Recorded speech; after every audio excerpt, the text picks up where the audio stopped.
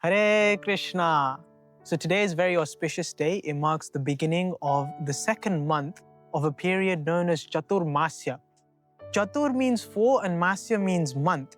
And so these 4 months are specifically a time where devotees embrace austerities.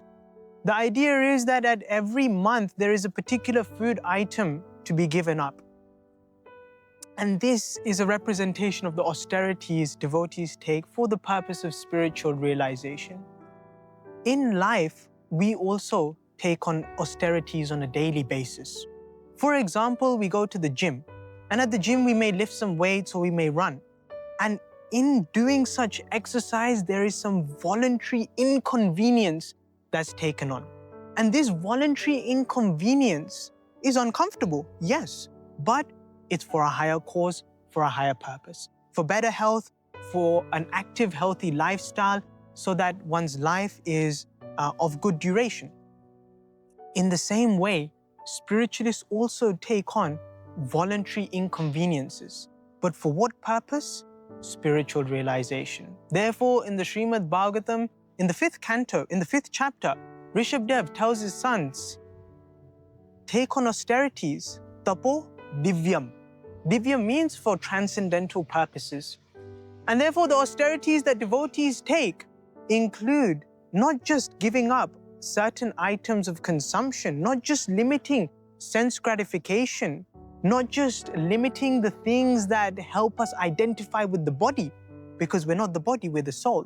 Not only that, but they also take on spiritual activities to heighten, emphasize, and grow their spiritual connection with God. And therefore, devotees take the opportunity to chant more, to read more, to hear about Krishna, to associate with devotees. In the 1st canto of the Srimad Bhagavatam, we hear about Narad Muni's journey, a great sage. And we find out how Narad Muni became a great sage. Cāturmāsya is also the time of the rainy season. And there was once a time during this rainy season where a certain group of devotees known as the Bhakti Vedantas, they stayed at a particular location because during the rainy season it's difficult to travel. And such great sages in such times would travel quite extensively to share the glories of the Lord. So at this particular time, the Bhakti Vedantas had stopped over and stayed for these 4 months near the home of Narad Muni. At that time, Narad Muni was very fortunate to take the association of the Bhakti Vedantas. And here we see that the Bhakti Vedantas engaged in austerity. What kind of austerity? Austerity of glorifying the name, form, pastime, qualities of the Supreme Lord. And Narad Muni, just by that association, became a great elevated devotee to the extent of even personally having the audience of the Supreme Personality of Godhead.